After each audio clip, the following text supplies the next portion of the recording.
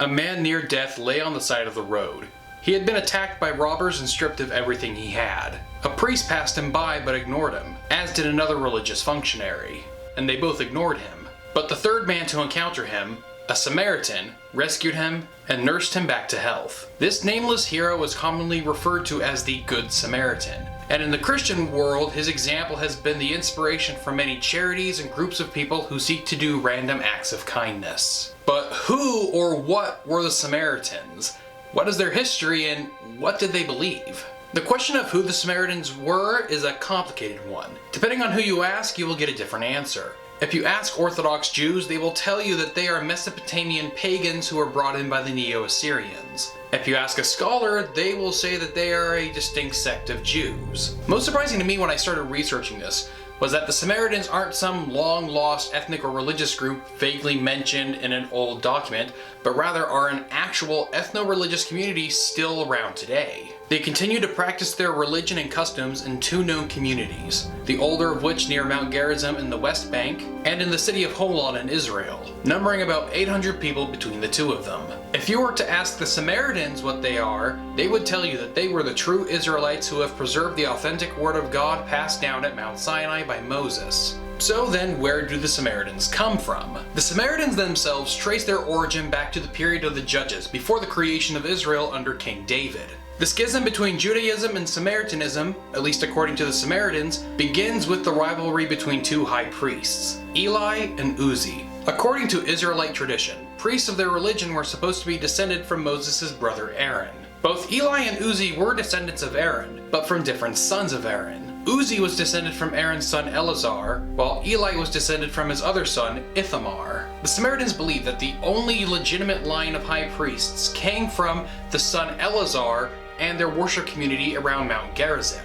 The Old Testament claims that after the Israelites conquered the land of Canaan under the command of Joshua, they took the Ark of the Covenant to a place called Shiloh and set up a center of worship there. The Samaritans claim, however, that the Ark was originally set up at Mount Gerizim, but after a dispute between the two high priests, Eli left Gerizim with his followers and the Ark of the Covenant and set up a rival sanctuary at Shiloh. The Samaritans build up their claim with the subsequent history of Eli's sons, Hophni and Phinehas, who were known to be bad leaders who lost not only their lives, but also the Ark of the Covenant in a battle with the Philistines that resulted in the destruction of the city of Shiloh. The Samaritans portray these events as proof that the descendants of Ithamar were not legitimate holders of the office of high priest. These events, according to the traditional narrative, all occurred before about 1000 BCE. The Jews have their own explanation for the split between themselves and the Samaritans. In fact, the Hebrew Bible doesn't really make a big deal about there being different worshiping communities at Mount Gerizim and Shiloh. The Hebrew Bible only refers to the Samaritans once. Howbeit every nation made gods of their own, and put them in the houses of the high places which the Samaritans had made, every nation in their cities wherein they dwelt. This section of the Old Testament is describing the conquest of northern Israel by the Neo-Assyrians. Orthodox Jews have interpreted this passage as the Samaritans siding with the Neo-Assyrians and worshipping other gods in addition to the God of Abraham. What we do know is that the conquest of northern Israel resulted in the settlement of people from the Mesopotamian city of Cutha into Samaria, which resulted in rabbinic sources referring to the Samaritans derogatively as Kuthians, implying that they were not true Israelites. So if the Samaritans believe that the split occurred before 1000 BCE, and the Jews believe that it occurred sometime in the late 8th century BCE, when do scholars believe the split occurred? They are still debating whether or not the Samaritans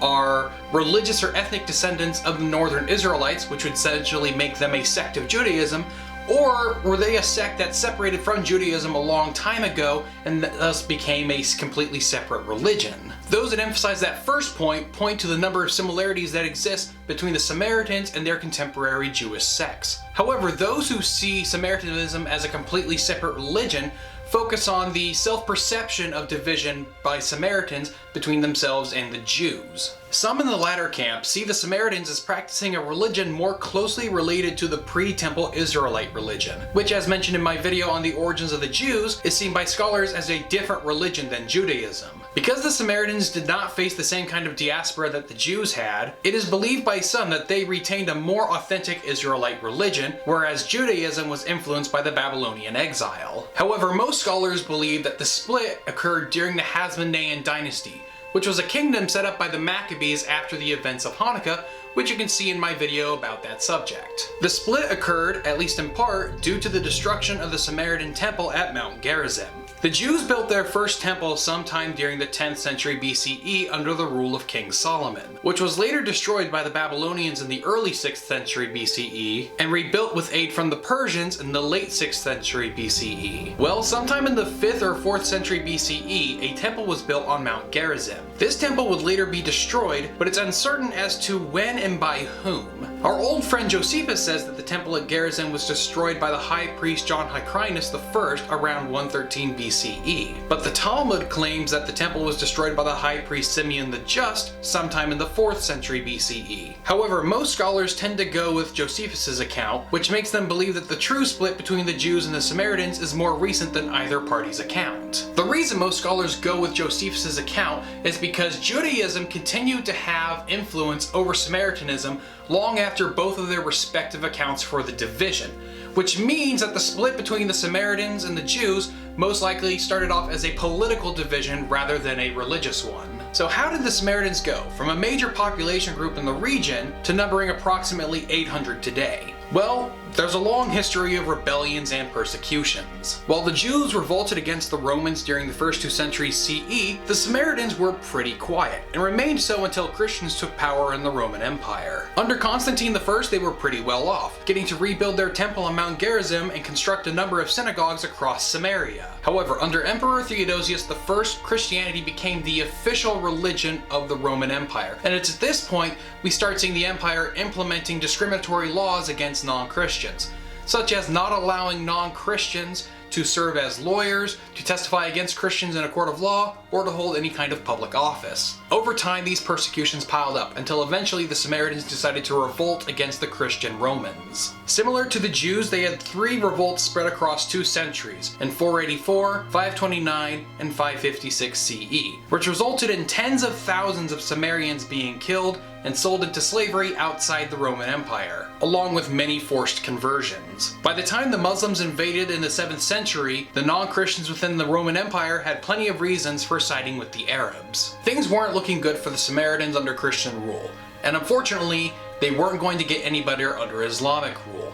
And a big reason for this is because that early Muslims didn't know how to treat the Samaritans, because they didn't know what their status was as to being a people of the book or not. And many early Muslims, and some Muslims still to this day, view the Samaritans as being harbingers of polytheism. In the Exodus story, there is an incident where the Israelites started worshipping a golden calf while Moses was away on Mount Sinai receiving the 10 Commandments. In the Jewish and Christian versions of the story, Moses' brother Aaron is the one who makes the idol. But in the Quranic version of the story, it is a character named Al-Samiri, who Muslims believe to be the father of the Samaritans. There was much debate over this amongst Islamic scholars during the Middle Ages, which resulted in occasional persecutions of the Samaritans. As Arab Muslims settled in the Levant, the Samaritans became victims of intertribal warfare, with their homes being burned and looted, as well as their women being raped. To avoid persecution, some Samaritans converted to Islam, just as many converted to Christianity under the Byzantines. And things did not improve when rule shifted to other Muslim dynasties. A brief reprieve was experienced during the Crusades when Christians conquered the lands populated by the Samaritans. And the story of the Good Samaritan in the Bible is credited with this positive treatment by the Crusaders. But by the Mamluk period, the population of the Samaritans had dwindled to just a few thousand. And by the 15th century, most Samaritan communities outside Samaria had disappeared. By the time the Ottomans conquered the Levant in 1516, there were about 500 Samaritans left, and that number was only going to get smaller. During the Ottoman period, the Samaritans went through a cycle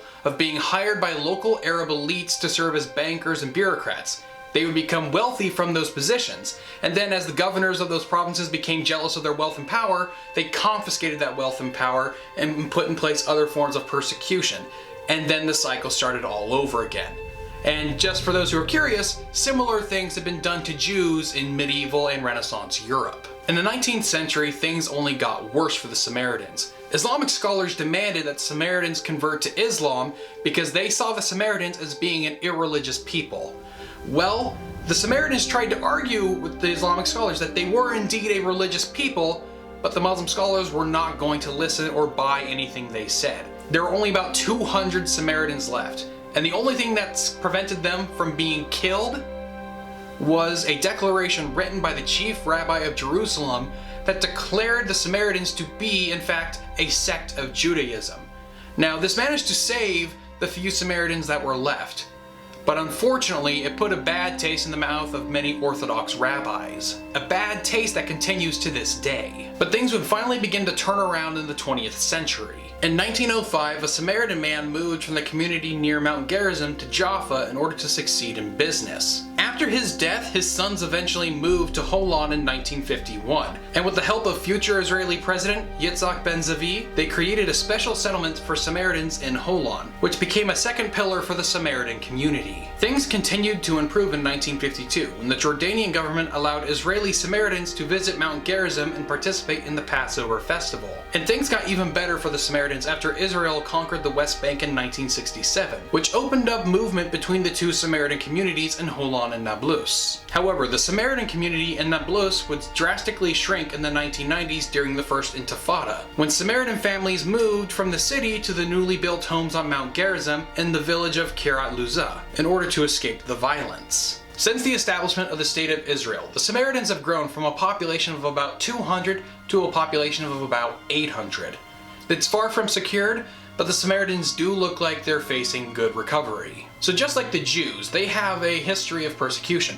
But what are the differences and similarities in their religious customs? Like the Jews, the Samaritans worship the God of Abraham, Yahweh, but the Samaritans believe that they are practicing an uncorrupted version of the Israelite religion, seeing Judaism as having been altered by the Babylonian captivity. When it comes to religious texts, both the Jews and Samaritans use the 5 books of Moses: Genesis, Exodus, Leviticus, Numbers, and Deuteronomy, which the Jews refer to as the Torah, while the Samaritans refer to it as the Pentateuch. The other books in the Hebrew Bible, such as the Histories, Wisdoms, and Prophets, are not used by the Samaritans, who believe that only the books of Moses hold any spiritual or theological authority. There are some differences in the versions used by both groups, such as the Samaritan Pentateuch claiming that the proper religious worship center was at Mount Gerizim. There are other differences, but most of those seem to be incidental or accidental. When it comes to religious celebrations, both groups celebrate Passover, Shavuot, and Yom Kippur. The holiday with the biggest difference is Passover, in which the Samaritans still engage in animal sacrifice. The Jews once practiced animal sacrifice as well, but after the destruction of the Second Temple in Jerusalem, the practice ceased. This is because it is believed that the only place an animal sacrifice is allowed to be done is in the temple on Mount Zion. Today that spot is occupied by the Dome of the Rock, the third holiest site in Islam. Most religious Jews believe that they cannot engage in animal sacrifice until the temple is rebuilt on that site. The Samaritans, on the other hand, believe that it is okay to conduct this sacrifice without the temple because the sacrifice was first made by Moses before the temple was built. However, they do believe that the only place the sacrifice should be made is on Mount Gerizim, which the Samaritans still control, meaning that there isn't anything standing in the way of them engaging in this sacrifice. Another difference is the blowing of a ram's horn called the shofar on New Year's and Yom Kippur. Traditionally, the Samaritans have refrained from blowing the shofar because it is supposed to be reserved for times when a temple was standing. However, this has changed in recent decades, with the Samaritans now blowing the shofar on Yom Kippur. As it can be seen, the Samaritans are a truly interesting group, and there are probably more people studying the Samaritans today than there are Samaritans alive. And if you want to learn more about them, then you should look at the source I used for this book, The Samaritans: A Profile by Reinhard. You can find an Amazon affiliate link in the description to where you can buy that book. And if you buy this book or anything else through that affiliate link, it'll financially support this channel. I would like to thank my patrons for making this video possible, especially my executive producer, Leo Hockhauser. Thanks to your support, I can continue to make videos to educate and entertain. Becoming a patron gives you special perks, such as having your name in the end credits of videos and getting to see videos early. If you're interested in learning how to do that, then you can go to patreon.com/GrantHurst. If you enjoyed this video, then make sure you click the subscribe button and hit the bell icon to turn on notifications to make sure you never miss a new one. Thanks for watching, and I'll see you next time.